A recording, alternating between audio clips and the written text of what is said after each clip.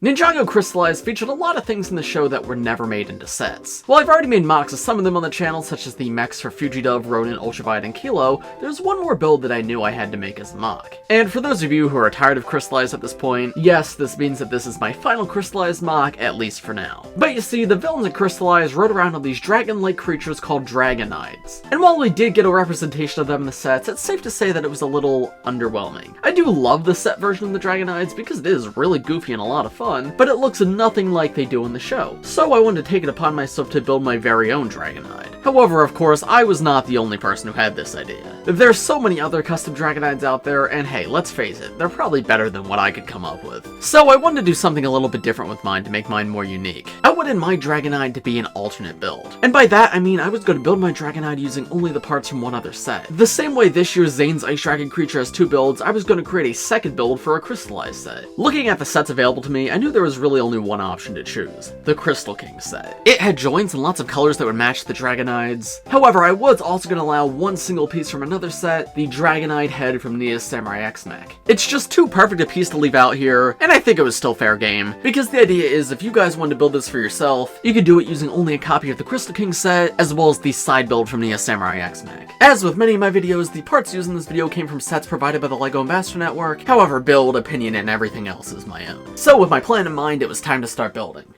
Now, before I show you the end result, if you're interested in seeing instructions for this build, make sure to leave a like on the video and let me know in the comments. If this video gets to 2,000 likes, I will release another video on the channel detailing how to put this build together. Because the idea with this video is that it's meant to be something that you can build yourself at home. However, I want to make sure there's interest in it before putting in the time and effort to make instructions. And while you're at it, make sure to subscribe to the channel too. I do all sorts of Ninjago videos here, building challenges, alternate builds, regular mocks, reviews, and more. So if you like what you see here and you want to see more, if you subscribe, it'll help put my videos in your feed as soon as they're posted, and also really helps support me and the channel. But with all that being said, now let's get to my custom Dragonide.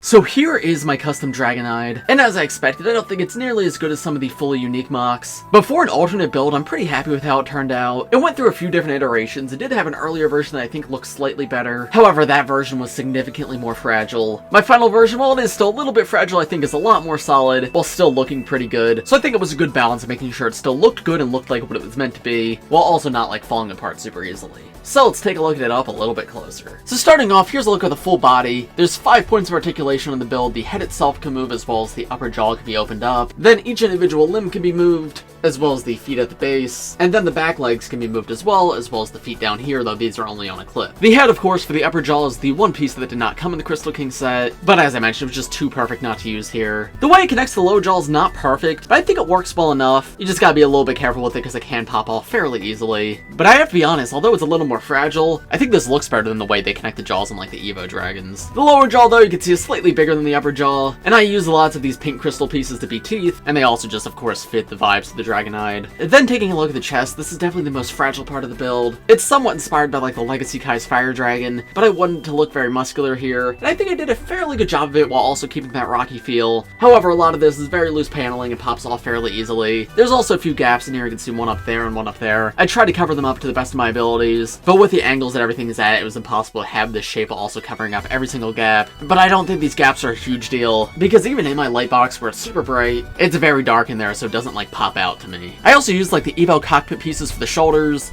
This is done on the official Crystal King mech as well, and I think they work absolutely perfectly here. For one, they just add to the overall bulk of the build, but they also do a pretty good job of covering up some of the gaps and uglier parts, and helps make the creature feel more organic too, because when you bend the arm, this bends with it, so you can kind of hide away that ball joint, and it helps it all look a bit more natural. That's of course the same on both sides. And then the front legs themselves are fairly basic, just with some armored paneling in gunmetal gray and black. And then coming to the feet, I really debated what to do with these, because you may see in the show, the Dragonides have like claws for hands where they can like pick people up, and I wanted to try to capture that here. However, the Crystal King itself really didn't have the parts for that. I could have done it, but the claws would have had to be gold, and I thought the color scheme was more important than the claws, so I decided to give it more basic, like toes right here. They can still be articulated a little bit, and the feet are in a ball joint, so like there is a range of motion there, but unfortunately they can't hold like minifigures or anything. But if you do decide you want to build this guy yourself, and you have extra parts from another set, you could very easily swap these feet pieces out for like proper claws. The underside here I think isn't perfect, but it's better than I expected. In the show, the Dragonides are actually dark blue on their belly, and luckily the Crystal King had just enough dark blue pieces that I was able to incorporate that here. I wish I was able to make it a little less flat at the front, create a smoother transition from like the bottom to the chest, but I think it looks fairly good, and I'm pretty proud of how it's like really bulky at the front and then cascades in at the back. Now moving up to the Dragonide's back, this is in my opinion the best looking part of the build. You can see I've got Ruune standing up here right now, but I can remove her. But you can see I've got lots of different trans pink pieces all over the back to represent crystals. There's a few different purple pieces. Now the Dragonides don't really use purple at all in the show. However, just because of the parts that I had in the set, I had to incorporate a little bit of purple, but I tried to hide most of it away, or incorporate it in the back. But you can see the one bit of purple that is on the back is where a minifigure's meant to stand. And I have Ruune there because of course she's the minifigure that comes in the Crystal King set, but that can very easily be swapped out for any of the other generals. But yeah, lots of different crystals in this very like rounded back shape. For the crystal wings, I of course used the giant crystal blade pieces, and you can see I've got them coming out the center of the Dragonide's body. Because of that, there's no like articulation on them, you can't really flat them or anything,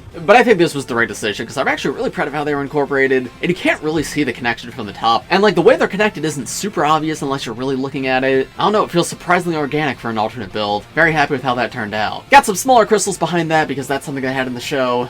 And then more smaller ones all throughout just adds detail to this black section. There's a bit more paneling on the side to cover up the interior. This could be a bit fragile too, not as fragile as the front paneling, but it can be somewhat easy to knock off accidentally. We'll get to the back legs in a moment, but moving them out of the way, you can see a few bright colors in there. Now that's something I'm a little bit disappointed with. I wish I found a way to cover that up a little bit better, but yeah, I really couldn't bring this paneling back anymore without covering up this black piece, and that would also restrict the leg articulation. So when the legs folded in like this, you can't see the colors too much, but yeah, it's definitely the most obvious like interior build in this entire thing, so I would have liked it done better in covering that. And then the back legs have a very funky shape. I'm using like the Evo leg pieces though inverted, and while they do look a bit funky, I think they were the best option here, because in the show the back legs are a lot smaller than the front legs, and I can just tell you I did not have enough pieces to make the back legs as big as the front legs anyway. I had run out of mini ball joints too, that's why the foot's not on a mini ball joint, it's on a clip instead. But I still think they do a good job of holding the Dragonide up, and do fit with everything. I also feel like it gives it more of like a frog-like appearance, which I don't think is entirely accurate to the show, but I feel it's unique at the very least. And then of course one major thing I wanted is to make sure this thing looked good when it was flying. So by articulating like the feet on this thing back,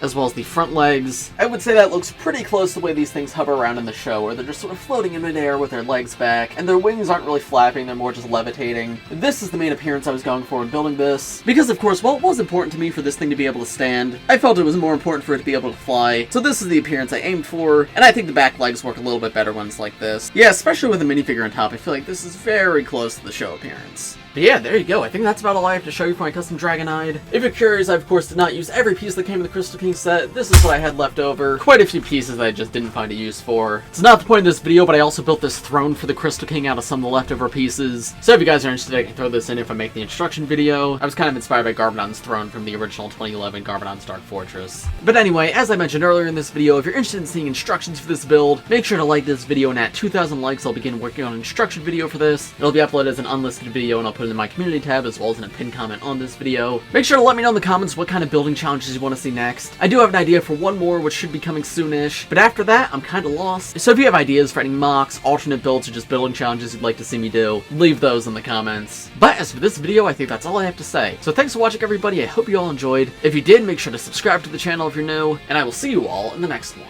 Bye!